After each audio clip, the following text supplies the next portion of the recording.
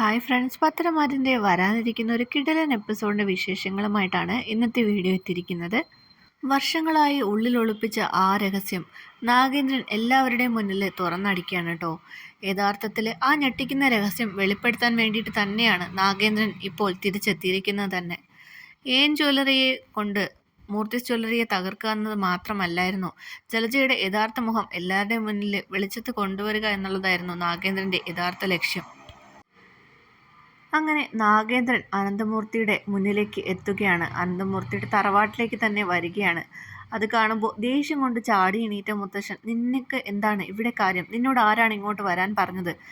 അന്നത്തെ പോലെ അടിയും വാങ്ങി പോകണ്ടെങ്കിൽ ഇപ്പം തന്നെ ഇവിടെ നിന്ന് പൊക്കോ എന്ന് പറയുകയാണ്. അപ്പോൾ നാഗേന്ദ്രൻ പറയുന്നുണ്ട്, അന്ന് ഞാൻ തെറ്റ് ചെയ്തു എന്ന് വിചാരിച്ച് എന്നെ അടിച്ചിറക്കി വിട്ടു. ഒരക്ഷരം പോലും പറയാതെ ഞാൻ ഇവിടെ നിന്ന് പോയി. പക്ഷേ ഇന്ന് അങ്ങനെ പോകാനല്ല, എനിക്ക് പറയാനുള്ളതെല്ലാം പറഞ്ഞിട്ടേ ഞാൻ ഇവിടെ നിന്ന് പോകുകയുള്ളൂ എന്ന് നാഗേന്ദ്രൻ പറയുകയാണ് കേട്ടോ. നാഗേന്ദ്രനെ കണ്ടിട്ട് ജലജയും എല്ലാവരും ഞെട്ടുകയാണ്. അഭിയും അവന്തികയും ആ സമയത്ത് അങ്ങോട്ടേക്ക് ഇറങ്ങി വരികയാണ്. അപ്പോൾ നാഗേന്ദ്രൻ പറയുന്നുണ്ട്, മക്കളെ നിങ്ങളിനി ഒന്നുകൊണ്ടും പേടിക്കേണ്ട, ഞാൻ എല്ലാ കാര്യങ്ങളും നോക്കിക്കോളാം എന്ന് പറയാണ്. അപ്പോൾ രണ്ടുപേരും പരസ്പരം നോക്കുകയാണ് കേട്ടോ. കാരണം അച്ഛൻ എന്താണ് ഇങ്ങനെ സംസാരിക്കുന്നത്? അച്ഛനുമായിട്ട് ബന്ധമുണ്ടെന്നുള്ള കാര്യം തറവാട്ടിൽ ആരും അറിയരുതെന്നാണല്ലോ അച്ഛൻ പറഞ്ഞിരുന്നത്. പക്ഷേ ഇപ്പോൾ എല്ലാവരുടെയും മുന്നിൽ വെച്ച് തങ്ങളോട് സംസാരിക്കുന്നു. മുൻപ് പരിചയമുണ്ടായിരുന്നു, തമ്മിൽ ബന്ധമുണ്ടായിരുന്നു എന്നുള്ള രീതിയിൽ തന്നെ സംസാരിക്കുന്നുണ്ടല്ലോ. എന്താണ് ഇതിന് കാരണമെന്നൊന്നും അറിയാതെ അഭിയും അവന്തികയും പരസ്പരം നോക്കുകയാണ്. ജലജ അഭിയെ രൂക്ഷമായിട്ട് നോക്കുന്നുണ്ട്. അതായത് അവർ തമ്മിൽ മുമ്പും പരിചയമുണ്ട് എന്നുള്ള കാര്യം അവൾക്കപ്പോൾ മനസ്സിലാവുകയാണ്. മുത്തശ്ശൻ പറയുന്നുണ്ട്, നിനക്ക് എന്താണ് പറയാനുള്ളതെങ്കിലും അത് മുഴുവൻ കള്ളത്തരമായിരിക്കും. നീ ഒരു പഠിച്ച കള്ളനാണ്, ചതിയനുമാണ്. ചതിയിലൂടെയും വഞ്ചനയിലൂടെയുമാണ് നീ ഈ ജ്വല്ലറി പടുത്തുയർത്തിയതെന്ന് എനിക്കറിയാം. അതുകൊണ്ട് നീ പറയുന്നതൊന്നും കേൾക്കാൻ എനിക്ക് താല്പര്യമില്ല. മര്യാദയ്ക്ക് എൻ്റെ വീട്ടിൽ നിന്ന് ഇറങ്ങി പൊക്കോളൂ എന്ന് പറയുകയാണ്. അപ്പോൾ ആദർശ് ഇടപെടുന്നുണ്ട് കേട്ടോ.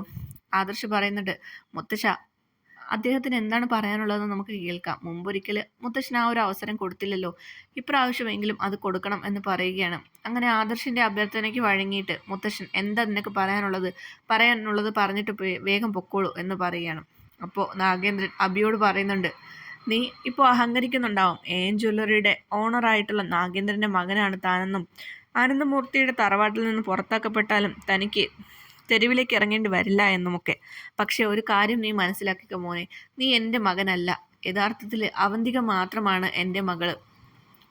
നീ ജലജയുടെ ജാരസന്തതിയാണ് എന്ന് പറയുകയാണ് കേട്ടോ. ഇത് കേട്ട് എല്ലാവരും ഞെട്ടുകയാണ്. ജലജ ഉൾപ്പെടെ എല്ലാവരും തലയിൽ കൈവച്ച് പോവുകയാണ്. കാരണം ഈ ഒരു സത്യം ഇപ്പോൾ നാഗേന്ദ്രൻ എന്ന് പറയുമെന്ന് ജലജ ഒരിക്കലും പ്രതീക്ഷിച്ചതല്ല. അപ്പോൾ നാഗേന്ദ്രൻ പറയുന്നുണ്ട്, യഥാർത്ഥത്തിൽ ബോംബെക്കാരനായിട്ടുള്ള ഒരു ബിസിനസ്സുകാരനുമായിട്ട് ഇവൾക്ക് അവിഹിത ബന്ധം ഉണ്ടായിരുന്നു. ഞാൻ പല രീതിയിലും പല ബിസിനസ് ടൂറുകൾക്കും ഒക്കെ പോകുന്ന സമയത്ത് അയാളുമായിട്ട് കറങ്ങി നടക്കുകയാണ് ഉള്ളത്. അങ്ങനെ ജനിച്ച കുട്ടിയാണ് അബി. പിന്നീടാണ് ഞാൻ ആ സത്യം മനസ്സിലാക്കിയത്. പക്ഷേ അപ്പോഴേക്കും സ്വന്തം മകനെ പോലെ ഞാൻ നിന്നെ ഒരുപാട് സ്നേഹിച്ചു കഴിഞ്ഞിരുന്നു. അതുകൊണ്ടാണ് ഞാനത് ആരോടും വെളിപ്പെടുത്താതെ, ജലജയോട് പോലും ചോദിക്കാതെ ഇത്രയും നാൾ കൊണ്ടു നടന്നത്. പക്ഷേ ഈ ഒരു സത്യം ഇപ്പോഴെങ്കിലും പറഞ്ഞില്ലെങ്കിൽ ജലജ എത്രത്തോളം പഠിച്ച കള്ളിയാണെന്നുള്ള കാര്യം നിങ്ങൾ ആരും മനസ്സിലാക്കാതെ പോകും. അതുപോലെ അന്ന് ആ നെക്ലസിൻ്റെ കാര്യം, അതിലും ഞാൻ നിരപരാധിയാണ്. ഷെൽഫിൽ സൂക്ഷിക്കാൻ വെച്ചിരുന്ന ആഭരണം എടുത്ത് മാറ്റിയിട്ട് ഡ്യൂപ്ലിക്കേറ്റ് തിരിച്ചു തന്നതും ജലജയാണ്. അവളെ രക്ഷിക്കാൻ വേണ്ടിയിട്ടാണ് ഞാൻ ആ കുറ്റമേറ്റത്. അവസാനം ഞാൻ വീടിന് പുറത്തായി. ഇത്രയും വർഷങ്ങളായിട്ട് ഈ ചതി മനസ്സിൽ ഒളിപ്പിച്ചുകൊണ്ട് നടക്കുകയായിരുന്നു ജലജ. അബിക്ക് എന്നും എൻ്റെ മകൻ്റെ സ്ഥാനം തന്നെയാണ്. പക്ഷേ യഥാർത്ഥത്തിൽ അവന്തിക മാത്രമാണ് തൻ്റെ മകൾ. അബി യഥാർത്ഥത്തിൽ എൻ്റെ മകനല്ല എന്നുള്ള കാര്യം നാഗേന്ദ്രൻ എല്ലാവരുടെയും മുന്നിൽ വെച്ച് വെളിപ്പെടുത്തുകയാണ്. ഇത് കേട്ട് മൂർത്തി ജലജയുടെ നേർക്ക് തിരിയുകയാണ് കേട്ടോ. ഞാൻ ഈ കേട്ടതെല്ലാം സത്യമാണോ എന്ന് ചോദിക്കുമ്പോൾ ജലജ തല കുനിച്ച് നിൽക്കുകയാണ് കേട്ടോ. അത് കാണുമ്പോൾ തന്നെ മൂർത്തിക്ക് മനസ്സിലാവുന്നുണ്ട് നാഗേന്ദ്രൻ പറഞ്ഞതെല്ലാം സത്യമാണെന്നും ജലജ ഇത്രയും കാലം തങ്ങളെല്ലാം വഞ്ചിക്കുകയായിരുന്നു എന്നുള്ള സത്യം എല്ലാവരും മനസ്സിലാക്കുകയാണ്. ഇത്രയും പഠിച്ച പെരുങ്കള്ളിക്കാണോ ഞാൻ ഈ കുടുംബത്തിൽ അഭയവും സ്ഥാനവും നൽകിയത് എന്ന് മൂർത്തി ചോദിക്കുകയാണ്. ജലജയ്ക്ക് വാക്കുകളില്ലാതെ തല കുനിച്ച് നിൽക്കുകയാണ്. അബി ആകെ ഞെട്ടലായി പോയി കേട്ടോ. കാരണം മൂർത്തി പുറത്താക്കിയാലും എൻ ജ്വല്ലറിയുടെ ഓണറിൻ്റെ മകൻ എന്നുള്ള നിലയിൽ വിലസാമെന്നുള്ള രീതിയിലായിരുന്നു അബി ഇത്രയും നാൾ മുന്നോട്ട് പൊയ്ക്കൊണ്ടിരുന്നത്. പക്ഷേ താനൊരു ജാരസന്തതിയാണെന്നും നാഗേന്ദ്രൻ്റെ മകനല്ല താനെന്നുമുള്ള സത്യം അബിക്ക് ഒരുപാട് ഞെട്ടലാണ് ഉണ്ടാക്കിയത്. അതുപോലെ അവന്തികയും ഞെട്ടുന്നുണ്ട്. താൻ മാത്രമാണ് അച്ഛൻ്റെ അമ്മയുടെ മകനെന്നും അബിയേട്ടൻ തൻ്റെ സ്വന്തം സഹോദരനല്ല എന്നുള്ള കാര്യം അപ്പോഴാണ് അവന്തികയും തിരിച്ചറിയുന്നത്. അപ്പോൾ നാഗേന്ദ്രൻ തുടർന്ന് സംസാരിക്കുന്നുണ്ട്. ആ ബിസിനസ്സുകാരന് പലയിടങ്ങളിൽ ഇതുപോലെ ബന്ധമുണ്ടായിരുന്നു. അതിലൊരാൾ മാത്രമായിരുന്നു ജലജ. അയാളുടെ കൂടെ ജീവിക്കാൻ വേണ്ടിയിട്ട് ഉള്ള പ്ലാനും തയ്യാറെടുപ്പുകളും ജലജ നടത്തിയിട്ടുണ്ടായിരുന്നു. പക്ഷേ അയാളൊരിക്കലും അവളെ സ്വീകരിക്കാൻ തയ്യാറല്ലായിരുന്നു. അങ്ങനെ അയാൾ തിരിച്ച് ബോംബെയിലേക്ക് പോവുകയാണ് ചെയ്തത്. അതോടുകൂടിയാണ് ജലജ ഈ പിതൃത്വം എൻ്റെ തലയിൽ വെച്ചത്. പക്ഷേ പിന്നീട് ഞാൻ കാര്യങ്ങളെല്ലാം മനസ്സിലാക്കി. ഫോട്ടോ സഹിതം വീഡിയോസ് സഹിതം ഇവളുമായിട്ടുള്ള ബന്ധം, ഇവൾക്ക് ഇങ്ങനെ ഒരു ബന്ധമുണ്ടെന്നുള്ള കാര്യം ഞാൻ അറിയുകയുണ്ടായി. പക്ഷേ ആ ഒരു പേരും പറഞ്ഞ് എൻ്റെ മകനായി കണ്ട് സ്നേഹിച്ച എൻ്റെ ആദ്യ മകൻ, എന്നെ ആദ്യമായി അച്ഛാന്ന് വിളിച്ച മകനെ തള്ളിപ്പറയാനോ അവൻ എൻ്റെ മകനല്ല എന്ന് സ്ഥാപിക്കാനോ എനിക്ക് സാധിച്ചില്ല. അതാണ് എനിക്ക് പറ്റിയ തെറ്റ്. ആ തെറ്റിൻ്റെ പുറത്ത് ഒരുപാട് തെറ്റുകൾ പിന്നീട് സംഭവിച്ചു. ഞാൻ ഈ വീട്ടിൽ നിന്ന് പുറത്തായതോടെ അഭി വഴിതെറ്റാൻ തുടങ്ങി. അഭി അവൻ്റെ യഥാർത്ഥ അച്ഛൻ്റെ അതേ സ്വഭാവത്തിൽ തന്നെ വളർന്നു. പല പെണ്ണുങ്ങളുമായി ബന്ധം സ്ഥാപിക്കുകയും അവരുടെ എല്ലാം ജീവിതം തകർക്കുകയും ചെയ്തു. എന്തായാലും ഇപ്പോൾ ഞാൻ തിരിച്ചു വന്ന സ്ഥിതിക്ക് ഇനിയും ഈ കാര്യം പറയാതിരിക്കുന്നതിൽ അർത്ഥമില്ലെന്ന് തോന്നിയത് കൊണ്ടാണ് ഞാൻ ഈ പറയുന്നത് എന്ന് പറയാണ്. മൂർത്തി പറയുന്നുണ്ട്, നിനക്ക് അന്നേ ഈ കാര്യങ്ങളെല്ലാം ഞങ്ങളോട് പറയാമായിരുന്നില്ലേ? മൂർത്തി ജ്വല്ലറിയുടെ അഭിമാനം സംരക്ഷിക്കാൻ വേണ്ടിയിട്ടാണ് ഞാൻ ഇന്ന് നിന്നെ പുറത്താക്കിയത്. ആ ഒരു ജ്വല്ലറിയുടെ തിരിമറി കേസിൽ എത്രത്തോളം നാണക്കേടാണ് ഞങ്ങൾക്കുണ്ടായതെന്ന് നിനക്ക് അറിയാമല്ലോ. അതുകൊണ്ടാണ് ഞാൻ അങ്ങനെയെല്ലാം ചെയ്തത് എന്ന് പറയുമ്പോൾ നാഗേന്ദ്രൻ പറയുന്നുണ്ട്, മുത്തശ്ശനോട് എനിക്ക് ആ ഒരു കാര്യത്തിൽ ഒരു ദേഷ്യവുമില്ല. ആരായാലും അങ്ങനെയെല്ലാം ചെയ്തു പോകും. ബിസിനസ്സിൻ്റെ കാര്യത്തിൽ ഒരു കള്ളത്തരവും അനുവദിക്കാത്തതാണല്ലോ.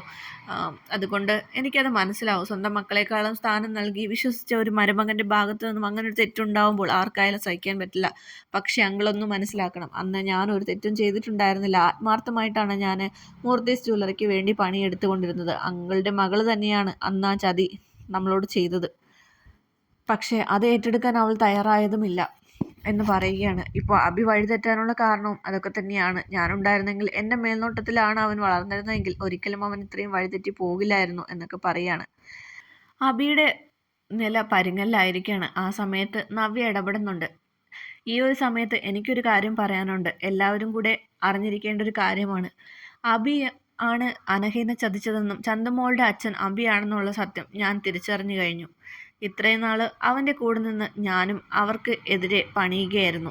അവൻ ചെയ്ത ഓരോ ഗൂഢാലോചനകളും തകർത്തത് എൻ്റെ ഇടപെടൽ കൊണ്ടാണ്. നന്ദുവിനെ അപായപ്പെടുത്താൻ ശ്രമിച്ചതും അതുപോലെ തന്നെ കള്ളക്കടത്ത് സ്വർണം അവയുടെ കാറിൽ വെച്ച് അവളെ കോടതി കയറ്റിയതുമായിട്ടുള്ള കാര്യങ്ങളെല്ലാം തകർത്ത് കൊടുത്തതും ആ തെളിവുകളെല്ലാം അവർക്ക് രഹസ്യമായി എത്തിച്ചു കൊടുത്തതുമെല്ലാം ഞാൻ തന്നെയായിരുന്നു. അതുകൊണ്ട് എനിക്കിനി ഒന്നും നോക്കേണ്ട കാര്യമില്ല. അഭിയെ ഞാൻ കാരണം അല്ലെങ്കിൽ ഞാൻ ആത്മഹത്യ ചെയ്യുമെന്നോ എന്നെ കരുതി അഭിനെ ഇവിടെ സംരക്ഷിക്കേണ്ട കാര്യമില്ല മുത്തശ്ശ. എല്ലാ കാര്യങ്ങളും എനിക്കറിയാം. നിങ്ങളാരും എന്നെ ഇവിടെ നിന്ന് പുറത്താക്കില്ല എന്ന് എനിക്കറിയാം. അതുകൊണ്ട് എന്നെ കരുതി അഭിയെ നിങ്ങളാരും ഇനി സഹിക്കേണ്ട കാര്യമില്ല എന്ന് പറയുകയാണ്. അപ്പോൾ മുത്തശ്ശന് മനസ്സിലാവുന്നുണ്ട്, എന്തായാലും നവ്യയെക്കുറിച്ച് ഓർത്തിട്ടാണ്, നവ്യയും നവ്യയുടെ കുഞ്ഞിനെയും കുറിച്ച് ഓർത്തിട്ടാണ് ഇത്രയും കാലം അഭിയോട് ക്ഷമിച്ച് അവൻ ഈ കുടുംബത്തിൽ സ്ഥാനം നൽകിയിട്ടുള്ളത്.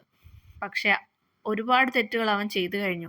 ഒരുപാട് പെൺകുട്ടികളുടെ ജീവിതം നശിപ്പിക്കുകയും കുടുംബത്തിൻ്റെ അന്തസ്സ് കളയുകയും കള്ളക്കടത്ത് സ്വർണം ജ്വല്ലറിയിലൂടെ വിറ്റ് ജയിലിൽ പോവുകയും ഒക്കെ ചെയ്തിട്ടുണ്ട്. അതുകൊണ്ട് ഇനി ഒരിക്കലും അവനിവിടെ സ്ഥാനമുണ്ടാവില്ല എന്ന് മുത്തശ്ശൻ തീരുമാനിക്കുകയാണ്. അങ്ങനെ ഒരു വഴിത്തിരിവിൽ നമ്മുടെ പത്രമാറ്റ് സീരിയൽ എത്തുകയാണ് കേട്ടോ. എന്തായാലും പത്രമാറ്റിൻ്റെ ഏറ്റവും പുതിയ വിശേഷങ്ങൾക്കായി ഈ ചാനൽ സബ്സ്ക്രൈബ് ചെയ്യൂ. മറ്റൊരു വീഡിയോ നമുക്ക് വീണ്ടും കാണാം. അതുവരേക്കും ടേക്ക് കെയർ, ബൈ.